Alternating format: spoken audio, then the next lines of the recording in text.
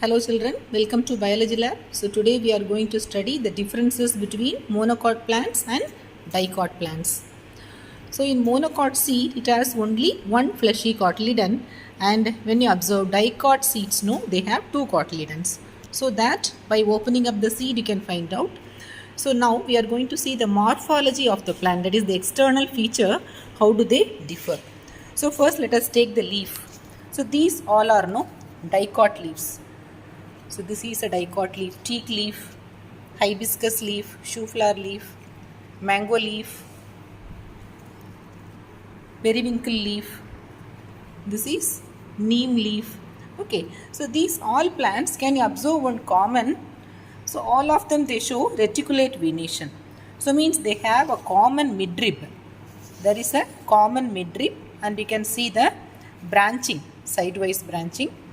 So this type of venation, you call that as reticulate venation. So here also can you observe one main midrib, and we can see the small veins coming out from the main midrib. So here also the same way, and the periwinkle plant also you can observe this type of venation, you call that as reticulate venation. And the other one, that is parallel venation. Here all the veins, they will be running parallel. Can you see the difference? So this is dicot and this is monocot. So here all are running parallel to each other. Here also this is also monocot leaf. This is date palm leaf, and this is lily plant, that is terrestrial lily, not water lily. Spider lily, what you call that is, that leaves. This also shows parallel venation. And you can see grass plants, that also shows parallel venation. Okay, so dicot plants, they show reticulate venation, and monocot plants, they show parallel venation. This is dicot, monocot. Okay, they show parallel venation. And the other one, the difference when you see the root system, can you observe? This is taproot system. So there will be one main root. Can you see? This is taproot system. And you can see from the primary root, there will be secondary roots coming out. But when you observe in the case of monocot plant, can you observe bunches of roots are coming out? There is no main root system. When you remove the soil, you can find out.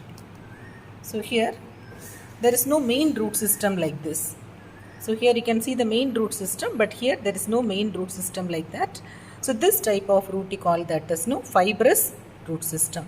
That is the other difference between monocot and dicot. And let us see the flower. Can you see 5 petals are there in periwinkle flower, pentamerous flower. So here also 5 petals are there, pentamerous. So all the floral parts will be 5 and multiples of 5. Here stigma also, can you see 5? So all will be 5 or multiples of 5 in the case of dicot. But in the case of monocot, can you observe? 6 petals are there.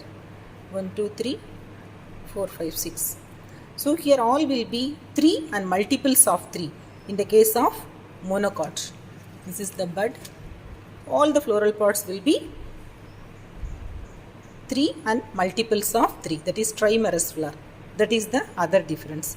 By observing the flower also we can distinguish whether it is a monocot plant or dicot plant.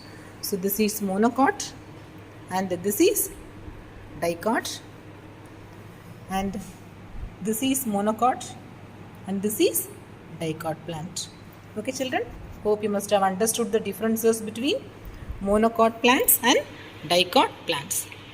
Thank you children.